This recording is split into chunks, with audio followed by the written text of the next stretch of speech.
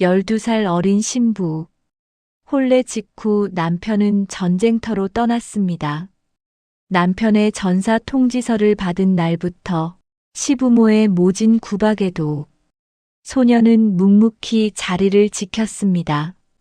3년이 흐른 어느 날 죽은 줄 알았던 남편이 만신창이가 된 모습으로 대문을 열고 들어옵니다. 남편이 내민 편지 한 장. 남편이 살아 돌아올 수 있었던 이유, 지금 바로 확인하세요. 도깨비 아담을 찾아주셔서 감사합니다. 구독과 좋아요는 큰 힘이 됩니다. 이야기 시작하겠습니다. 3월의 햇살이 아직 차가웠던 어느 날, 김씨 집안의 대문이 열렸다. 마을에서 가장 큰 기와집이었다. 대청마루 앞에는 붉은 천이 깔렸고 향불이 피어올랐다. 그러나 잔치 음식은 없었다. 북소리도 없었다.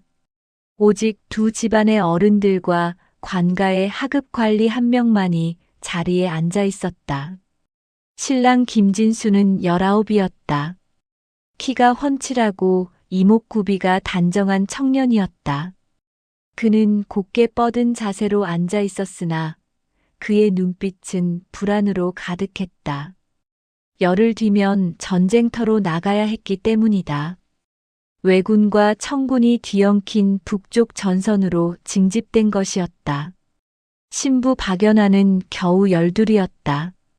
아직 계집아이 티를 벗지 못한 얼굴에는 겁먹은 토끼 같은 눈빛이 어려 있었다.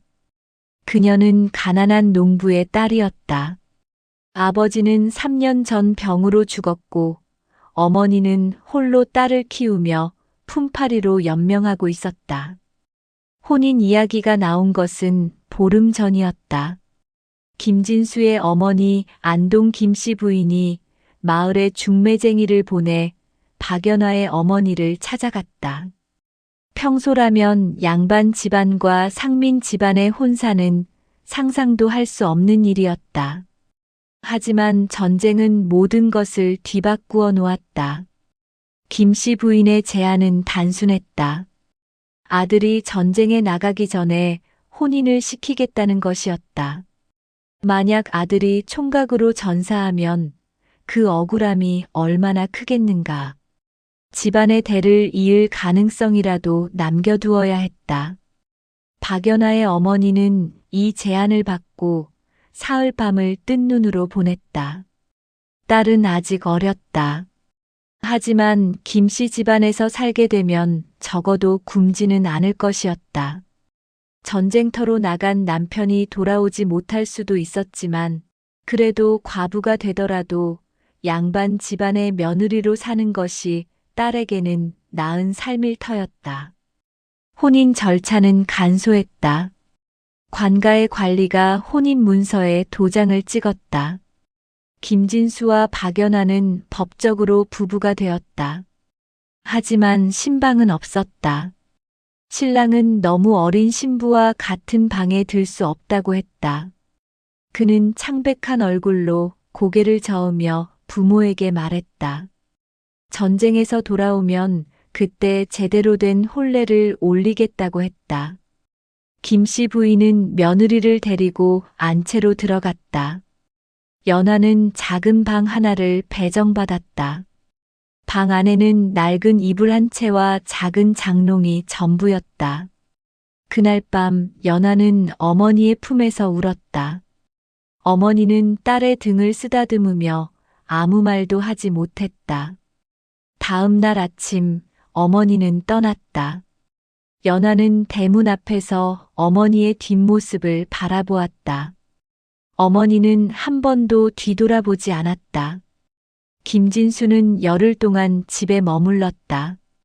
그는 연화와 말을 섞지 않았다. 다만 밥상을 받을 때 고개를 끄덕일 뿐이었다. 연화는 그의 눈빛에서 복잡한 감정을 읽었다. 미안함, 부끄러움, 그리고 두려움이었다. 그도 자신이 살아 돌아올 수 있을지 장담할 수 없었던 것이다. 출정하는 날 아침, 김씨 집안의 대문 앞에는 마을 사람들이 모여들었다. 김진수는 군복을 입고 작은 보따리를 메었다. 아버지 김판서는 아들의 어깨에 손을 얹었다. 목소리는 떨리지 않았지만 눈가는 붉어져 있었다. 김씨 부인은 울음을 참으며 아들의 옷깃을 매만졌다. 연하는 멀찍이 서서 그 모습을 바라보았다. 그녀는 무엇을 해야 할지 몰랐다. 자신은 이 집안의 며느리지만 진짜 아내가 아니었다. 김진수가 대문을 나서려는 순간 연하는 앞으로 나섰다. 그녀는 작은 목소리로 말했다. 살아서 돌아오시길 빕니다. 김진수는 잠시 멈춰섰다. 그는 연하를 바라보았다. 처음으로 그의 눈에 온기가 어렸다. 그는 고개를 끄덕였다. 그리고 돌아섰다. 연하는 그의 뒷모습이 마을 어귀를 돌아 사라질 때까지 서 있었다. 김진수가 떠난 뒤 집안은 무거운 침묵에 잠겼다. 김판서는 사랑채에 틀어박혀 책을 읽거나 먹을 내다보았다. 김씨 부인은 불공을 들이러 절에 자주 다녔다. 연하는 홀로 안채에 남았다. 그녀는 해야 할 일을 찾았다. 아침 일찍 일어나 마당을 쓸었다. 부엌에 가서 불을 지폈다. 밥을 짓고 반찬을 만들었다. 처음에는 서툴렀다. 밥이 타거나 국이 싱겁기 일쑤였다. 하지만 점점 익숙해졌다. 김씨 부인은 처음에는 며느리를 거들떠보지도 않았다. 그저 아들을 그리워하며 한숨만 쉬었다. 하지만 시간이 흐르면서 연하의 부지런함을 눈여겨보기 시작했다. 아침이면 어김없이 밥상이 차려졌다. 빨래는 깨끗했다. 장독대의 항아리들은 먼지 하나 없이 닦여 있었다. 김씨 부인은 가끔 안채 마루에 앉아 연하가 일하는 모습을 지켜보았다. 어린 나이에 저렇게 살림을 꾸려가다니. 부인은 마음 한구석이 아렸다. 계절이 바뀌었다. 봄이 지나고 여름이 왔다. 장마가 내렸다. 연하는 처마 밑에 서서 빗줄기를 바라보았다. 전쟁터는 어떨까? 남편은 무사한가? 그녀는 얼굴도 제대로 본 적 없는 남편을 생각했다. 열흘 동안 같은 집에 있었지만 말을 나눈 적은 거의 없었다. 그는 그녀를 어린아이처럼 대했다. 하지만 연하는 더 이상 아이가 아니었다. 그녀는 이 집의 며느리였다. 어느 날 김씨 부인이 연하를 불렀다. 부인은 안채 대청마루에 앉아 있었다. 연하는 조심스럽게 다가가 절을 했다. 부인은 연하를 바라보았다. 오랜 침묵이 흘렀다. 그리고 부인이 입을 열었다. 내가 이 집에 온 지 석 달이 되었구나. 연하는 고개를 숙였다. 부인은 계속 말했다. 내 나이가 어려 무척 힘들 텐데 참 잘하고 있다. 처음으로 부인의 입에서 나온 칭찬이었다. 연하는 눈시울이 뜨거워졌다. 부인은 작은 보따리를 내밀었다. 이것은 내 것이니 받아라.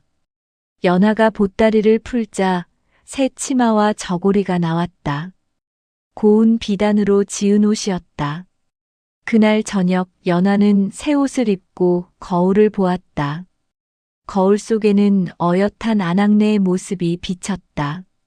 그녀는 더 이상 어린아이가 아니었다. 스스로도 놀랐다. 이제 13이 된 그녀는 키가 자라고 얼굴에는 여인의 기운이 돌기 시작했다. 여름이 깊어지자 소식이 끊겼다. 전쟁터에서는 아무 소식도 오지 않았다. 마을에서는 징집된 젊은이들의 안부를 걱정하는 소리가 들렸다. 누구는 다쳤다더라. 누구는 돌아왔다더라 하는 소문이 떠돌았다. 하지만 김진수에 대한 소식은 없었다. 김씨 부인은 불안해했다. 절에 가서 기도를 드렸다. 부처님께 아들의 무사기환을 빌었다. 연화도 함께 절에 갔다. 그녀는 불상 앞에 엎드려 간절히 빌었다. 남편이 무사히 돌아오게 해달라고.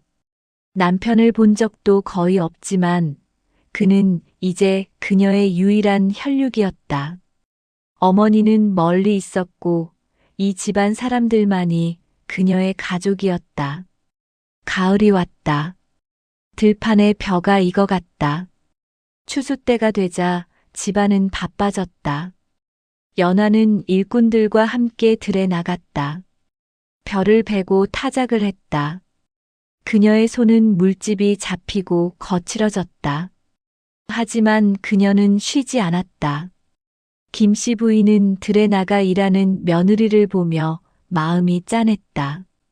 어린 나이에 저렇게 고생을 하다니. 추수가 끝나고 겨울이 다가왔다. 첫눈이 내렸다. 연화는 마당에 쌓인 눈을 쓸며 생각했다. 1년이 지났구나. 남편이 떠난 지 1년이 흘렀다. 그동안 그녀는 이 집의 며느리로 살았다. 처음에는 낯설고 두려웠다. 하지만 이제는 이곳이 그녀의 집이었다.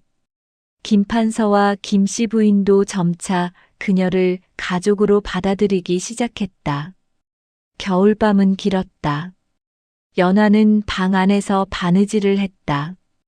버선을 깁고 옷을 수선했다. 김씨 부인이 가끔 그녀의 방에 들어와 함께 바느질을 했다. 부인은 며느리에게 바느질하는 법을 가르쳐 주었다. 땀이 고르게 들어가야 한다. 실은 너무 팽팽하지도 헐겁지도 않게 당겨야 한다. 연화는 부인의 말을 한마디도 놓치지 않고 들었다. 어느 날 밤 김씨 부인이 연화에게 물었다.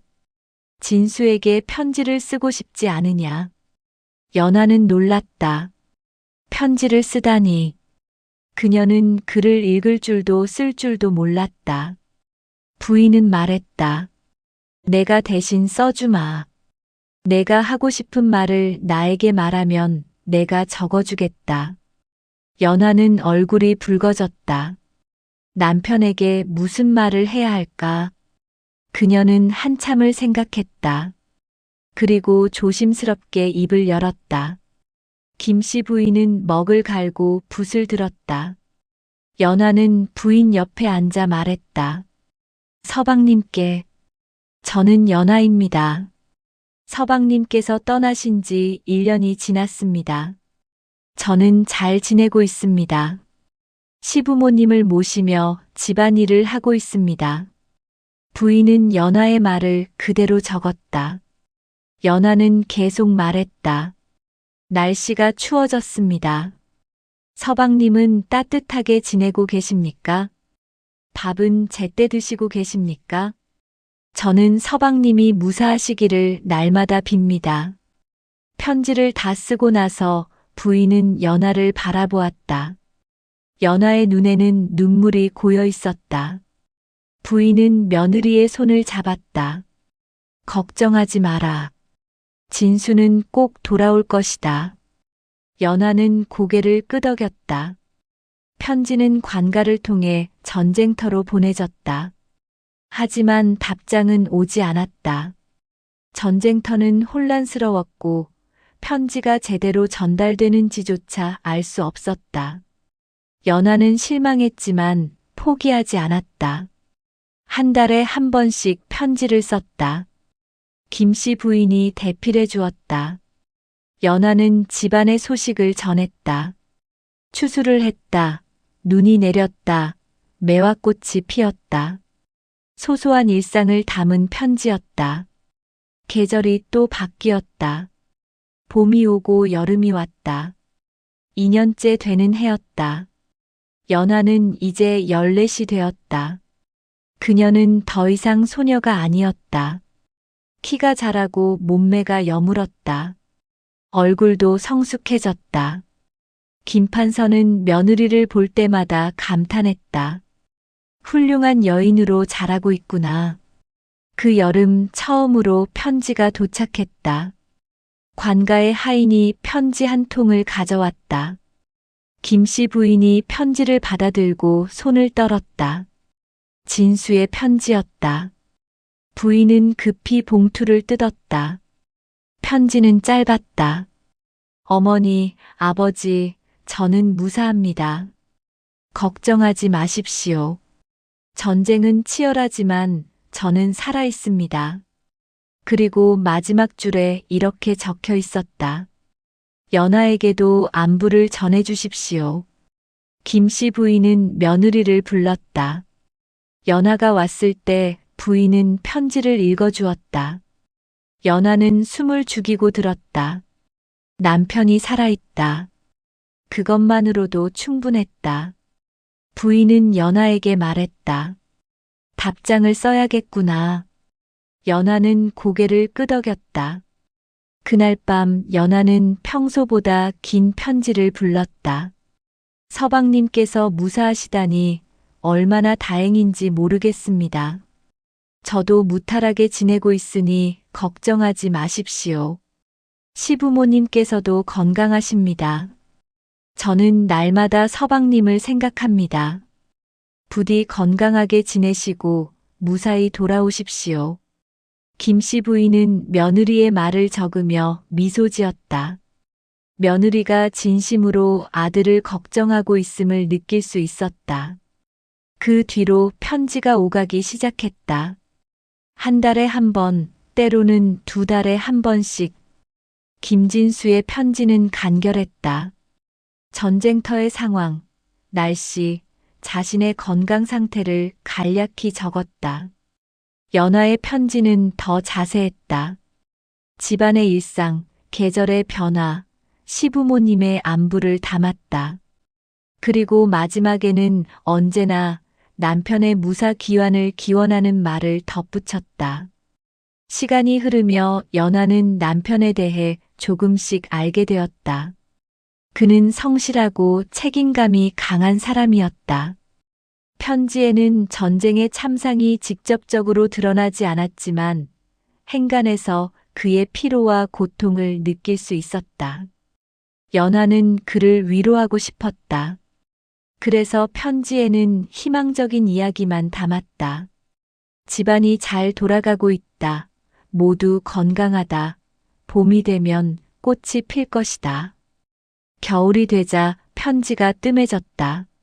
한 달이 지나도 소식이 없었다. 두 달이 지났다. 김씨 부인은 불안해하기 시작했다. 연하도 잠을 이루지 못했다. 밤마다 남편을 걱정하며 뜬 눈으로 지새웠다. 석 달째 되던 날 관가에서 사람이 왔다. 김판서가 사랑채에서 관리를 맞이했다. 잠시 후 김판서의 비명 같은 소리가 들렸다. 김씨 부인이 급히 사랑채로 달려갔다. 연하도 뒤따랐다. 사랑채에는 김판서가 주저앉아 있었다. 관리는 서류 한 장을 내밀고 있었다. 전사 통지서였다. 김진수가 전사했다는 소식이었다. 북쪽 전선에서 적군과 싸우다 전사했다고 했다. 시신은 찾을 수 없다고 했다. 김씨 부인은 그 자리에서 기절했다. 연하는 멍하니 서 있었다. 믿을 수 없었다. 며칠 전까지만 해도 편지를 썼다. 남편의 무사기환을 빌었다. 그런데 이미 죽었다니. 그날 밤 집안은 통곡으로 가득 찼다. 김씨 부인은 정신을 잃었다 깨어나기를 반복했다. 김판서는 사랑채에 틀어박혀 나오지 않았다. 연하는 안채에 홀로 앉아 있었다. 눈물도 나오지 않았다. 그저 멍하니 앉아 있을 뿐이었다. 장례는 조촐하게 치러졌다. 시신이 없었기에 빈관에 김진수의 옷가지를 넣었다. 상여가 나가는 날 마을 사람들이 모여들었다. 모두들 슬픈 얼굴이었다. 젊은 나이에 전쟁터에서 죽다니. 상여 뒤에는 김판서와 김씨 부인이 걸었다. 연화도 상복을 입고 따라갔다. 그녀는 이제 과부였다. 15도 되기 전에 과부가 되었다. 묘는 마을 뒷산에 마련되었다. 빈 관을 묻고 봉분을 만들었다. 김판서는 묘비를 세웠다. 효자 김진수지묘라고 새겼다. 연화는 묘 앞에 엎드렸다. 그녀는 처음으로 울음을 터뜨렸다. 평생 얼굴도 제대로 보지 못한 남편이었지만 그는 그녀의 전부였다.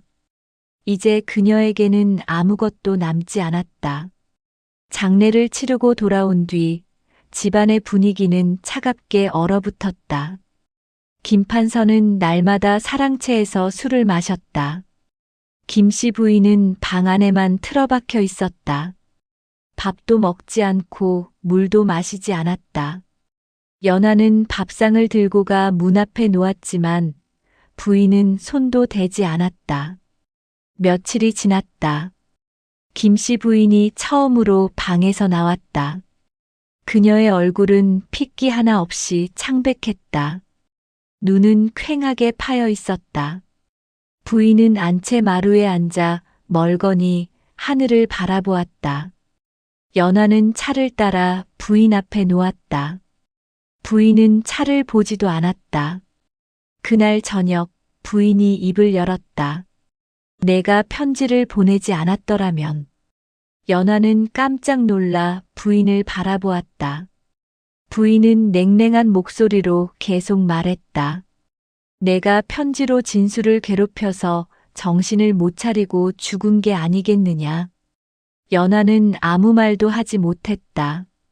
부인의 말은 계속되었다.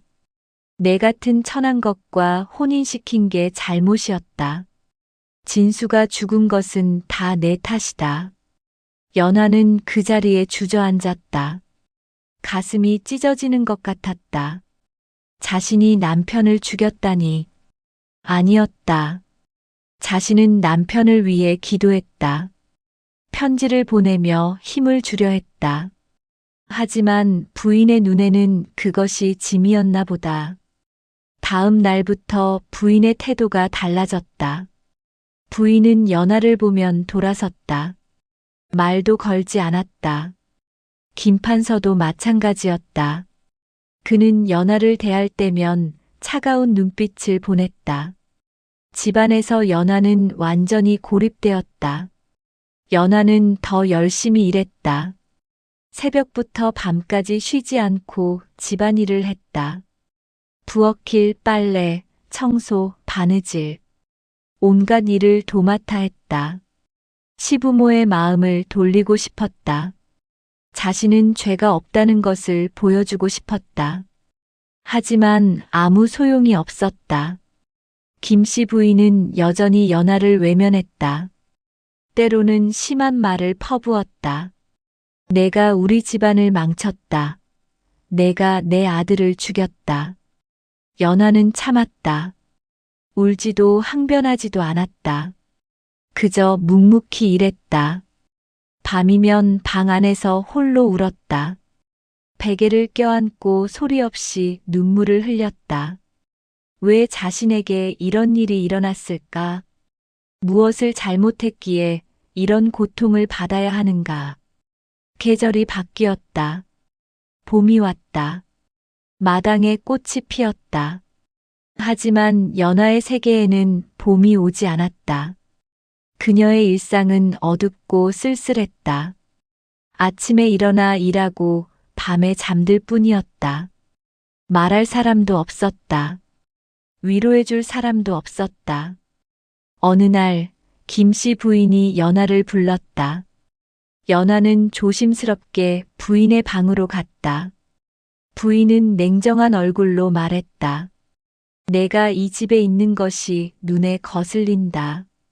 차라리 내 친정으로 돌아가는 것이 어떻겠느냐. 연화는 고개를 저었다. 저는 이 집의 며느리입니다. 떠날 수 없습니다. 부인은 비웃었다. 며느리라니. 남편도 죽었는데 무슨 며느리냐? 연하는 입술을 깨물었다. 저는 끝까지 시부모님을 모시겠습니다. 부인은 화를 냈다. 그러면 마음대로 해라. 하지만 내 눈에 띄지 마라. 연하는 절을 하고 물러났다. 그날 밤 그녀는 자신의 처지를 깊이 생각했다. 이곳에 머물러야 하는가, 떠나야 하는가, 떠난다면 어디로 가야 하는가. 어머니는 이미 세상을 떠났다는 소식을 들었다. 지난 겨울에 병으로 돌아가셨다고 했다. 이제 세상에 그녀가 의지할 곳은 이 집뿐이었다. 연하는 견디기로 했다. 어떤 모욕을 당하더라도 이 집을 지키기로 했다. 남편이 돌아올 리는 없었다. 하지만 이곳은 그녀가 남편과 맺어진 유일한 장소였다. 이곳을 떠나면 남편과의 인연마저 끊어지는 것 같았다. 날이 갈수록 시부모의 냉대는 심해졌다. 김씨 부인은 연하에게 온갖 험한 일을 시켰다. 뒷간 청소, 장독대 정리, 무거운 물건 나르기. 연하는 묵묵히 했다. 손에 상처가 나고 허리가 아파도 참았다. 여름이 왔다. 무더위가 기승을 부렸다. 연하는 땀을 흘리며 일했다. 들에 나가 김을 메고 물을 길어 날랐다. 저녁에는 헝클어진 머리를 빗지도 못한 채 쓰러져 잠들었다. 새벽이면 다시 일어나 일했다. 김판서는 연하를 볼 때마다 한숨을 쉬었다. 그의 마음속에도 미안함이 있었다. 어린 며느리에게 너무 가혹하다는 것을 알았다. 하지만 아들을 잃은 슬픔은 그를 눈멀게 했다. 누군가를 탓해야만 이 슬픔을 견딜 수 있었다. 그래서 연하를 탓했다. 마을 사람들은 수군거렸다. 김씨네 며느리가 불쌍하다더라. 시집 온 지 얼마 되지도 않아 과부가 되었는데 시부모가 구박한다더라. 연하는 이런 소문을 들었다. 하지만 신경 쓰지 않았다. 세상 사람들이 뭐라 하든 그녀는 자신의 길을 갈 뿐이었다. 가을이 왔다. 추수철이 되었다. 연하는 다른 일꾼들과 함께 들에 나갔다. 별을 베고 타작을 했다. 온몸이 쑤시고 아팠지만 쉬지 않았다. 저녁이면 허리를 펴지 못할 정도로 지쳤다. 추수가 끝난 어느 날 김씨 부인이 쓰러졌다. 오랜 슬픔과 스트레스로 몸이 약해진 것이었다. 연하는 부인을 간호했다. 약을 다리고 죽을 쑤어드렸다. 밤새 부인 곁을 지켰다. 부인은 연하의 손길을 뿌리쳤다. 내 손은 더럽다. 내게 손대지 마라. 연하는 물러섰지만 멀리서 부인을 지켜보았다. 며칠이 지나 부인의 상태가 악화되었다. 의원이 왔다 갔다. 약을 지어 먹였지만 차도가 없었다. 김판서는 초조해했다. 부인마저 잃을까 두려웠다.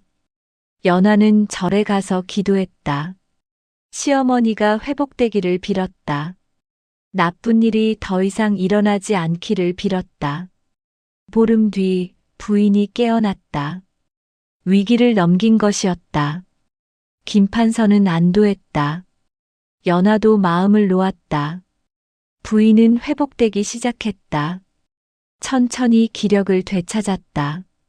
연하는 여전히 부인을 정성껏 돌보았다. 부인은 여전히 차갑게 대했지만 예전보다는 덜했다. 겨울이 되었다. 눈이 내렸다. 집안은 고요했다. 연하는 홀로 앉아 지난 날을 생각했다. 이 집에 온 지 2년 반이 지났다. 그동안 많은 일이 있었다. 남편을 잃었다.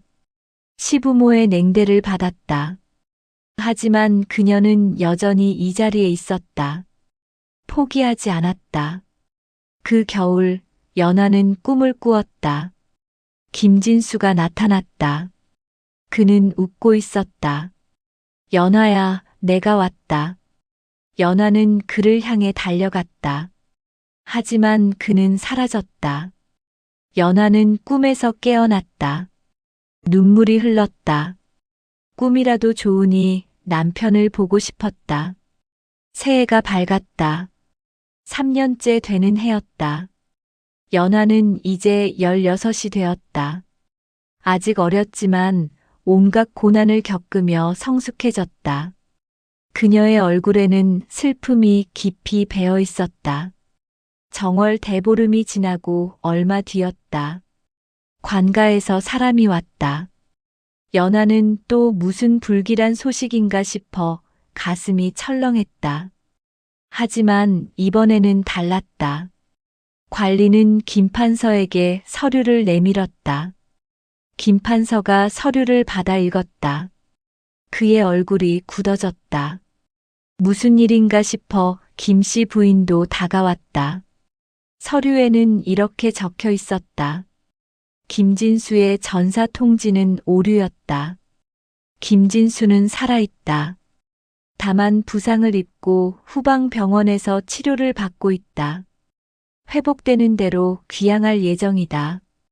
김판서와 김씨 부인은 그 자리에 주저앉았다. 믿을 수 없었다. 아들이 살아있다니. 김씨 부인은 울음을 터뜨렸다. 이번에는 기쁨의 눈물이었다. 김판서도 눈시울을 붉혔다. 연아는 멀찍이 서서 그 광경을 바라보았다. 남편이 살아있다. 그녀는 믿을 수 없었다. 죽었다고 생각했던 남편이 살아있다니.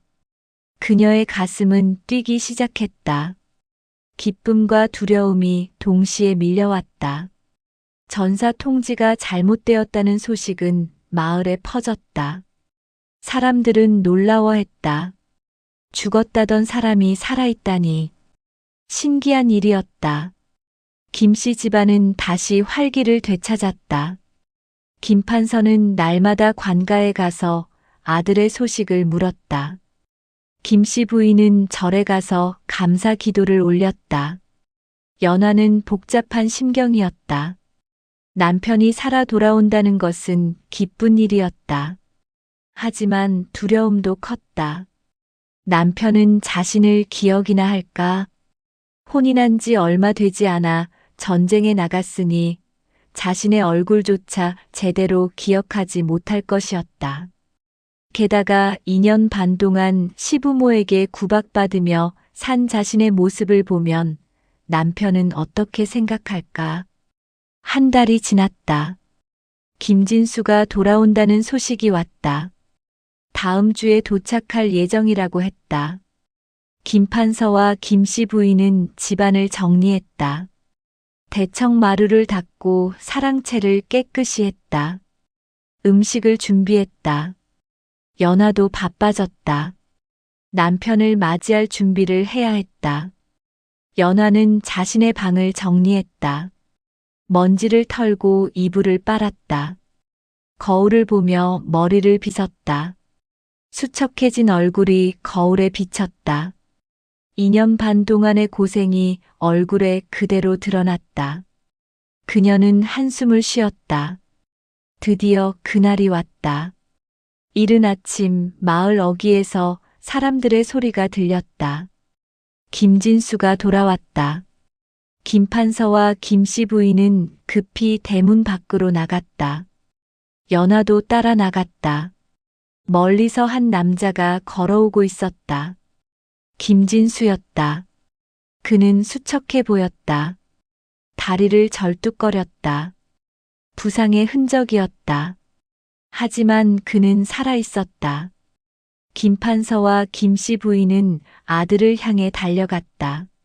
세 사람은 부둥켜 안고 울었다. 연아는 멀리서 그 모습을 바라보았다. 가슴이 뭉클했다. 남편이 돌아왔다. 살아서 돌아왔다. 김진수는 부모와 함께 집으로 들어왔다. 연아도 뒤따랐다. 하지만 김진수는 연하를 보지 못했다. 아니, 보았지만 알아보지 못했다. 집에 들어온 김진수는 사랑채에 앉았다. 부모는 아들 곁에 앉아 안부를 물었다. 다쳤느냐, 아프지는 않느냐, 힘들지는 않았느냐. 김진수는 괜찮다고 했다. 다리에 부상을 입었지만 치료를 받아 많이 나았다고 했다. 김씨 부인은 밥상을 차리라고 했다. 연하는 부엌으로 가서 음식을 준비했다. 손이 떨렸다. 남편에게 드릴 첫 음식이었다. 정성껏 상을 차렸다. 밥, 국, 반찬을 정갈하게 담았다. 상을 들고 사랑채로 갔다. 김진수는 상을 받으며 연하를 보았다. 그의 눈빛이 스쳤다. 연하는 고개를 숙였다. 김진수는 밥을 먹기 시작했다. 한참 후 그가 입을 열었다. 연하는 어디 있습니까? 김씨 부인이 놀라며 말했다. 저 애가 연하다. 김진수는 연하를 다시 보았다. 믿을 수 없다는 표정이었다. 연하는 김진수 앞에 무릎을 꿇었다. 서방님, 저는 연하입니다. 김진수는 말을 잃었다. 어린아이 같았던 연하가 이렇게 변했다니. 수척하고 지쳐 보였다. 그는 무슨 일이 있었는지 물었다. 김씨 부인은 아무 일 없었다고 했다. 연하도 아무 말하지 않았다. 저녁 식사 후 김진수는 자신의 방으로 들어갔다. 연하는 멀리서 그 모습을 바라보았다. 남편이 돌아왔지만 여전히 거리가 멀게 느껴졌다. 다음 날 김진수는 집안을 돌아보았다. 부모와 이야기를 나누었다. 전쟁터의 이야기를 들려주었다. 치열한 전투, 부상당한 동료들, 죽음의 공포. 부모는 아들의 이야기를 들으며 가슴 아파했다. 며칠이 지났다. 김진수는 집안에서 쉬며 회복했다. 다리의 부상도 점차 나아졌다. 하지만 그는 여전히 연하와 거리를 두었다. 말도 거의 하지 않았다. 연하는 그가 자신을 싫어하는 것은 아닐까 걱정했다. 어느 날 밤 김진수는 부모에게 이상한 이야기를 꺼냈다. 전쟁터에서 전우 중 한 명이 죽었다고 했다. 그 친구는 김진수에게 옷을 빌려 입었다가 전사했다. 적군의 총탄에 맞아 즉사했다. 군에서는 그 친구의 신원을 확인하지 못하고 김진수로 오인했다. 그 친구가 입은 옷이 김진수의 것이었기 때문이다. 김판서는 놀랐다. 그렇다면 전사 통지는 그 친구를 김진수로 잘못 본 것이었구나. 김진수는 고개를 끄덕였다. 그런데 한 가지 이상한 점이 있었다. 그 친구의 주머니에서 편지가 발견되었다고 했다. 김진수의 이름으로 된 편지였다. 연하가 보낸 편지였다. 김씨 부인은 얼굴이 굳어졌다. 연하의 편지가 왜 그 친구에게 있었느냐? 김진수는 말했다. 자신이 그 친구에게 옷을 빌려줄 때 주머니에 편지가 들어있었다고 했다. 자신은 편지를 미처 꺼내지 못했다고 했다. 김씨 부인의 얼굴이 창백해졌다. 그렇다면 연하의 편지 때문에 오해가 생긴 것이었다. 연하가 편지를 보내지 않았더라면 이런 일은 없었을 것이다. 부인의 분노가 다시 살아났다. 다음 날 김씨 부인은 연하를 불렀다. 연하가 왔을 때 부인은 차갑게 말했다. 내 편지 때문에 우리 집안이 고생했다. 내가 쓸데없이 편지를 보내서 혼란이 생긴 것이다. 연하는 아무 말도 하지 못했다. 자신은 남편을 위해 편지를 보낸 것뿐이었다. 하지만 그것이 오해를 낳았다니. 김진수는 어머니의 말을 듣고 놀랐다. 그는 어머니를 말렸다. 연화의 잘못이 아니라고 했다. 하지만 김씨 부인은 듣지 않았다. 그녀의 분노는 멈추지 않았다. 김진수는 혼란스러웠다. 전쟁터에서 돌아온 후 집안의 분위기가 이상했다. 부모는 연화를 차갑게 대했다. 연화는 수척하고 지쳐 보였다. 무슨 일이 있었던 것이 분명했다. 김진수는 연화를 찾았다. 연화는 뒤뜰에서 빨래를 하고 있었다. 그는 다가가 조심스럽게 말을 걸었다. 연화야, 나와 이야기를 좀 하자. 연화는 놀라서 고개를 들었다. 남편이 자신에게 말을 거는 것은 처음이었다. 두 사람은 뒤뜰 구석에 앉았다. 김진수는 연화에게 물었다. 내가 없는 동안 무슨 일이 있었느냐? 연화는 대답하지 않았다. 김진수는 다시 물었다. 어머니께서 너를 구박한 것이냐? 연화는 고개를 저었다. 아니라고 했다. 하지만 그녀의 눈에는 눈물이 고였다. 김진수는 연화의 손을 잡았다. 연화는 깜짝 놀랐다. 남편의 손은 따뜻했다. 김진수는 말했다. 미안하다. 내가 너를 제대로 돌보지 못했다. 연화는 고개를 저었다. 서방님 잘못이 아닙니다. 저는 괜찮습니다. 김진수는 한숨을 쉬었다. 그는 전쟁터에서 연화의 편지를 받은 이야기를 했다. 처음 편지를 받았을 때 얼마나 놀랐는지 모른다고 했다. 자신은 연화를 거의 기억하지 못했다. 어린아이 같은 모습만 어렴풋이 떠올랐다. 하지만 편지를 읽으며 연화가 자신을 생각하고 있다는 것을 알았다.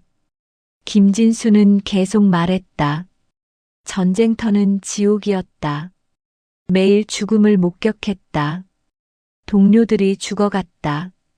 자신도 언제 죽을지 몰랐다. 그런 상황에서 연화의 편지는 위안이었다. 집에 돌아가면 연화가 기다리고 있다는 생각이 힘이 되었다. 연화는 놀랐다. 자신의 편지가 남편에게 힘이 되었다니. 김진수는 연화를 바라보았다. 내 편지가 아니었다면 나는 돌아오지 못했을 것이다. 절망에 빠져 죽었을 것이다. 하지만 편지를 읽으며 살아야 할 이유를 찾았다. 집으로 돌아가야겠다고 다짐했다. 연화는 눈물을 흘렸다. 김진수는 그녀의 눈물을 닦아주었다. 고맙다. 내가 있어서 내가 살아 돌아올 수 있었다. 연화는 처음으로 마음이 따뜻해지는 것을 느꼈다.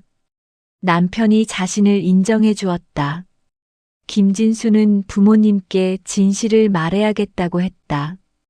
연화가 잘못한 것이 아니라는 것을 밝혀야 했다.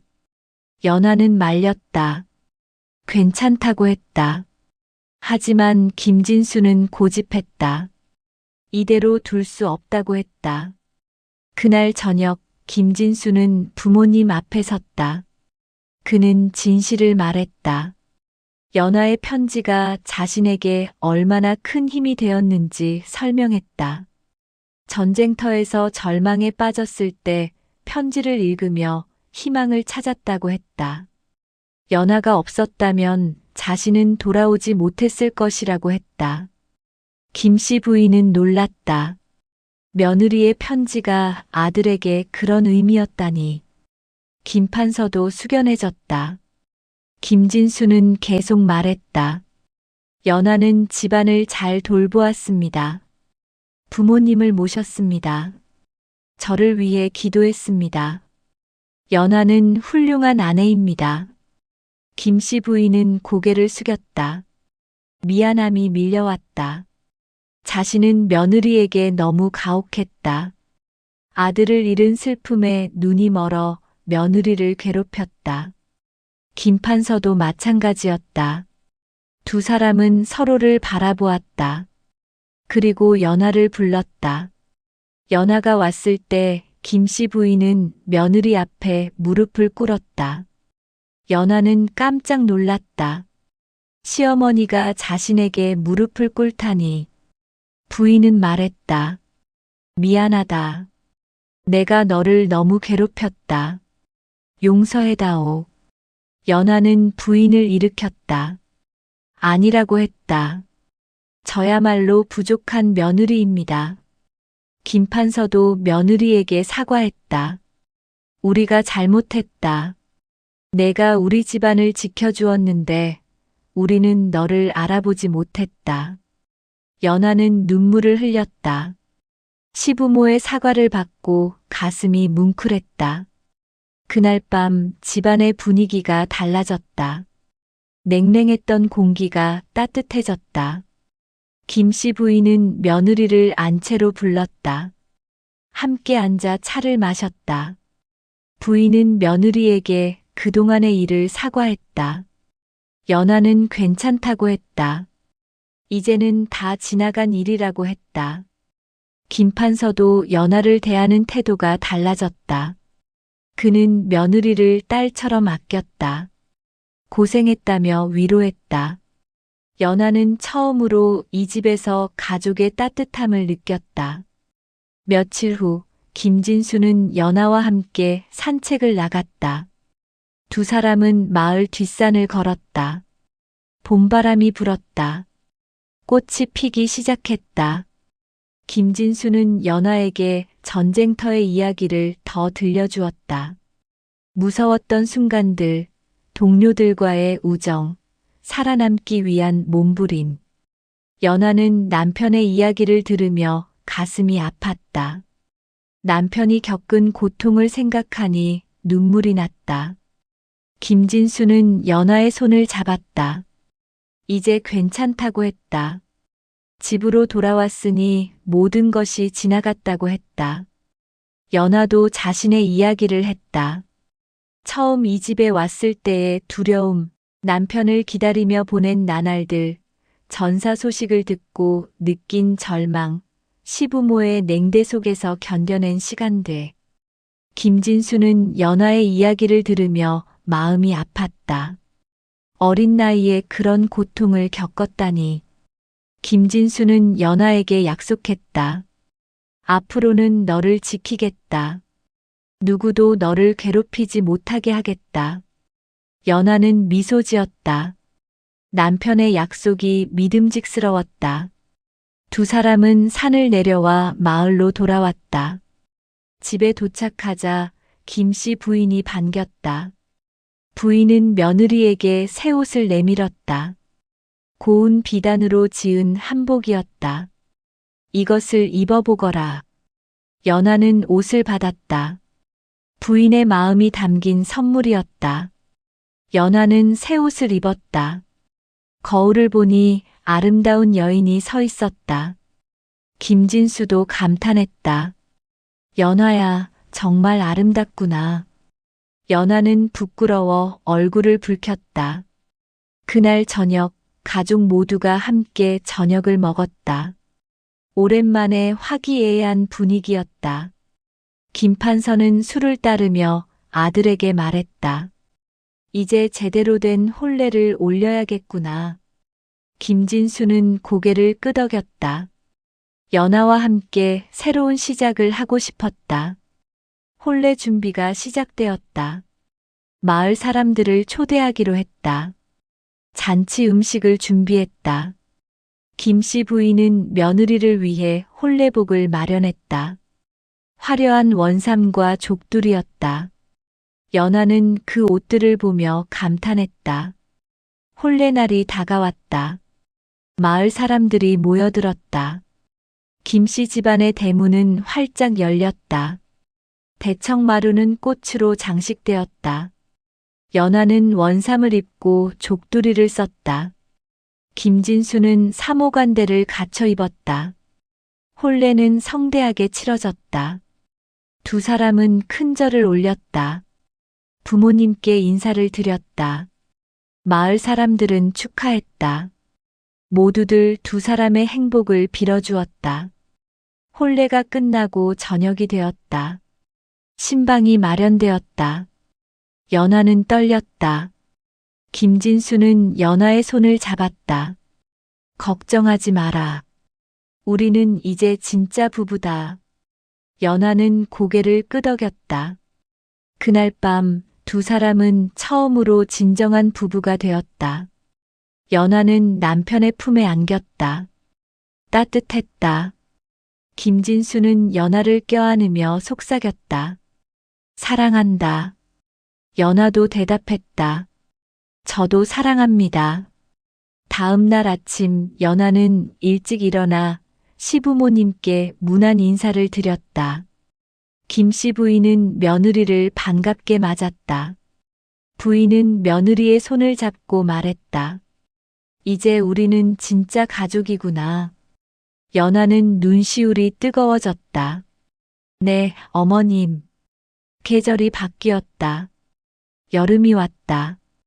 김진수는 건강을 회복하며 집안일을 도왔다. 농사를 짓고 마을 일에도 참여했다. 연하는 남편과 함께 일했다. 두 사람은 점점 가까워졌다. 대화를 나누고 웃음을 나눴다. 김씨 부인은 며느리를 아끼며 살림을 가르쳤다. 음식 만드는 법, 집안을 꾸리는 법, 손님을 대접하는 법. 연하는 모든 것을 열심히 배웠다. 부인은 며느리가 자랑스러웠다. 김판서도 며느리를 딸처럼 대했다. 가끔 연하를 불러 차를 마시며 이야기를 나눴다. 판서는 며느리에게 책을 읽어주었다. 연하는 글을 배우기 시작했다. 김진수가 가르쳐 주었다. 연하는 열심히 공부했다. 몇 달 후에는 간단한 글을 읽을 수 있게 되었다. 가을이 왔다. 추수철이었다. 온 가족이 함께 들에 나가 별을 베었다. 연하는 남편과 나란히 일했다. 김진수는 아내를 바라보며 미소 지었다. 연하도 웃었다. 두 사람은 행복했다. 추수를 마치고 집으로 돌아왔을 때 김씨 부인이 연하를 불렀다. 부인은 며느리의 손을 잡고 물었다. 혹시 몸에 무슨 변화가 있지 않느냐? 연하는 놀랐다. 그러고 보니 한 달 전부터 몸이 이상했다. 입덧 같은 증상이 있었다. 부인은 미소 지었다. 아이를 가진 것 같구나. 연하는 믿을 수 없었다. 아이라니. 자신이 어머니가 된다니. 김씨 부인은 의원을 불렀다. 의원이 진맥을 하고 말했다. 축하합니다. 아이를 가지셨습니다. 김씨 부인은 기뻐하며 눈물을 흘렸다. 김판서도 기뻐했다. 손자를 볼 수 있게 되었다. 김진수는 아내를 끌어안았다. 고맙다. 우리에게 아이가 생겼구나. 연하는 남편의 품에서 울었다. 기쁨의 눈물이었다. 이제 그녀는 완전한 가족이 되었다. 남편도 있고 아이도 생겼다. 겨울이 왔다. 연하는 몸을 조심하며 지냈다. 김씨 부인은 며느리를 극진히 돌보았다. 좋은 음식을 해주고 무리하지 못하게 했다. 김진수도 아내를 세심하게 챙겼다. 무거운 것을 들지 못하게 하고 항상 곁에서 지켜보았다. 새해가 밝았다. 봄이 왔다. 연하의 배는 불러왔다. 출산일이 다가왔다. 온 가족이 긴장했다. 김씨 부인은 산파를 불렀다. 준비를 철저히 했다.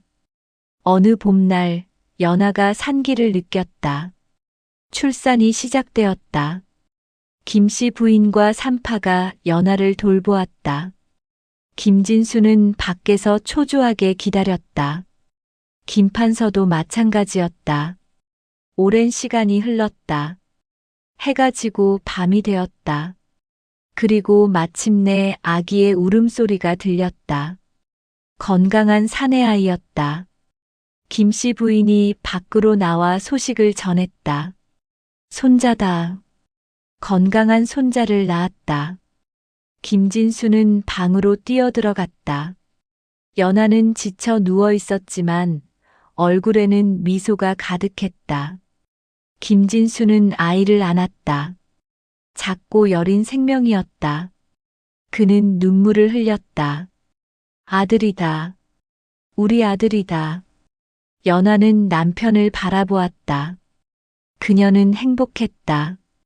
이 모든 고난을 견뎌낸 보람이 있었다. 이제 그녀에게는 남편과 아들이 있었다. 시부모님도 자신을 사랑해 주었다. 완전한 가족이 되었다. 아이는 건강하게 자랐다. 김판서와 김씨 부인은 손자를 극진히 아꼈다. 김진수는 아들을 품에 안고 마을을 돌아다녔다. 연아는 아이를 돌보며 행복한 나날을 보냈다. 석 달이 지났다. 아이의 100일 잔치가 열렸다. 마을 사람들이 모두 모였다. 축하 인사가 이어졌다. 김씨 집안은 기쁨으로 넘쳤다. 잔치가 끝나고 조용한 저녁이 되었다. 연아는 아이를 재우고 마루에 앉았다. 김진수가 옆에 앉았다. 두 사람은 별을 바라보았다. 김진수가 말했다. 고생 많았다. 연아는 고개를 저었다. 아니라고 했다. 모든 것이 이 순간을 위한 것이었다고 했다. 김진수는 아내의 손을 잡았다. 사랑한다. 연아도 대답했다. 저도 사랑합니다. 두 사람은 미소 지었다. 김씨 부인이 밖으로 나왔다. 부인은 며느리 옆에 앉았다. 부인은 말했다. 연아야, 내가 너를 처음 봤을 때를 기억하느냐? 연아는 고개를 끄덕였다. 어린 계집아이였지. 부인은 미소 지었다. 그런 내가 이렇게 훌륭한 여인이 되었구나. 우리 집안의 기둥이 되었다. 연아는 감사하다고 했다. 시어머니가 있었기에 자신도 성장할 수 있었다고 했다. 김씨 부인은 며느리의 손을 잡았다. 고맙다. 우리 집안을 지켜줘서. 연아는 눈물을 흘렸다. 김판서도 나왔다. 네 사람은 함께 마루에 앉았다. 조용한 밤이었다. 별이 빛났다. 바람이 불었다. 평화로웠다. 김판서가 입을 열었다. 우리 집안에 시련이 많았다. 하지만 모두 함께 이겨냈다. 이제 우리는 더 강한 가족이 되었다. 모두 고개를 끄덕였다. 김씨 부인이 말했다. 연아가 없었다면 우리는 이 고난을 견디지 못했을 것이다. 연아는 부인을 바라보았다. 부인은 계속 말했다. 내가 이 집을 지켜주었다. 진수를 기다려주었다. 우리를 돌봐주었다. 정말 고맙다. 연아는 대답했다. 저야말로 감사합니다. 이 집이 저를 받아주었고 가족이 되어주었습니다. 저는 이곳에서 사랑을 배웠습니다. 김진수는 아내를 끌어안았다. 우리는 함께 행복하게 살 것이다. 연아는 남편의 품에 안겼다. 그렇다고 대답했다. 우리는 행복할 것이다. 그날 밤 네 사람은 오래도록 함께 앉아 있었다. 과거의 슬픔을 돌아보고 현재의 행복을 나누었다. 미래의 희망을 이야기했다. 시간이 흘러 달이 기울었다. 하나둘 방으로 들어갔다. 연아는 아이의 요람 옆에 앉았다. 아이는 평화롭게 잠들어 있었다. 연아는 아이를 바라보며 생각했다. 모든 고난이 이 순간을 위한 것이었다. 남편을 잃었다고 생각했을 때의 절망, 시부모의 냉대를 견뎌낸 날들, 모든 것이 의미가 있었다. 김진수가 방으로 들어왔다. 그는 아내 옆에 앉았다. 두 사람은 아이를 바라보았다. 김진수가 말했다. 우리 아들이 이렇게 건강하게 태어난 것이 기적 같다. 연하는 고개를 끄덕였다. 정말 기적이라고 했다. 김진수는 아내를 바라보았다. 너와 함께 이 아이를 키울 수 있어 행복하다. 연하도 남편을 바라보았다. 저도 행복합니다. 우리 가족이 함께 있어서 행복합니다. 두 사람은 손을 맞잡았다. 아이는 평화롭게 잠들어 있었다. 밖에서는 밤바람이 불었다. 별이 빛났다. 모든 것이 고요했다. 세월이 흘렀다. 아이는 자라서 총명한 소년이 되었다. 김진수는 아들을 가르치며 보람을 느꼈다. 연하는 현명한 어머니가 되었다. 김판서와 김씨 부인은 손자를 보며 행복해했다. 집안은 번성했다. 농사가 잘 되었다. 가족은 화목했다. 마을 사람들은 김씨 집안을 부러워했다. 고난을 이겨낸 가족의 모습이 아름다웠기 때문이다. 어느 가을날 연하는 마당에 앉아 햇살을 쬐었다. 김진수가 옆에 앉았다. 두 사람은 마당을 뛰어다니는 아들을 바라보았다. 김진수가 말했다. 우리가 처음 만났을 때를 기억하느냐? 연하는 미소 지었다. 기억한다고 했다. 그때는 정말 어렸다고 했다. 김진수는 아내의 손을 잡았다. 그때부터 지금까지 많은 일이 있었다. 하지만 우리는 모든 것을 함께 이겨냈다. 연하는 고개를 끄덕였다. 그렇다고 했다. 함께였기에 가능했다고 했다. 두 사람은 서로를 바라보았다. 눈빛에는 사랑과 신뢰가 가득했다. 오랜 세월 함께하며 쌓아온 것들이었다. 김진수는 아내를 끌어안았다. 사랑한다. 연하도 대답했다. 저도 사랑합니다. 아이가 두 사람에게 달려왔다. 아버지, 어머니, 같이 놀아요. 김진수는 아들을 안아 올렸다. 연하는 웃으며 일어섰다. 세 사람은 마당을 뛰어다녔다. 웃음소리가 집안을 가득 채웠다. 김판서와 김씨 부인은 사랑채에서 그 모습을 바라보았다. 부인이 말했다. 우리 집안이 참 복이 많습니다. 판서는 고개를 끄덕였다. 그렇다고 했다. 연하가 온 것이 우리 집안의 가장 큰 복이었다고 했다. 해가 기울었다. 석양빛이 마당을 비쳤다. 붉은 빛이 아름다웠다. 가족은 함께 저녁을 먹었다. 화기애애한 분위기였다.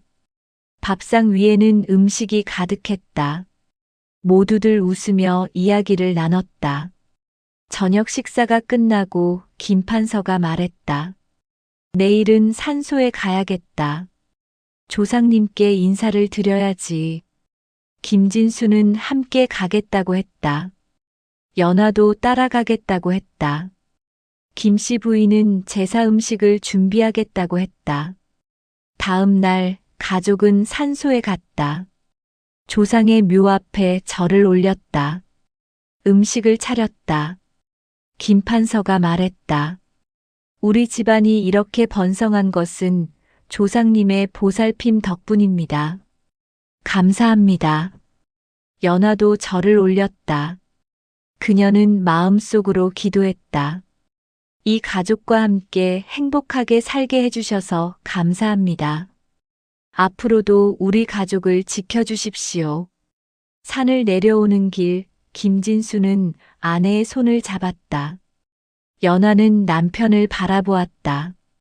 두 사람은 미소 지었다. 아이는 앞서 뛰어갔다. 김판서와 김씨 부인은 뒤따랐다. 가족은 함께 집으로 돌아왔다. 집에 도착하자 이웃 사람들이 찾아왔다. 잔치가 있다며 초대했다. 김 씨 가족은 함께 갔다. 마을 사람들과 어울렸다. 음식을 먹고 이야기를 나눴다.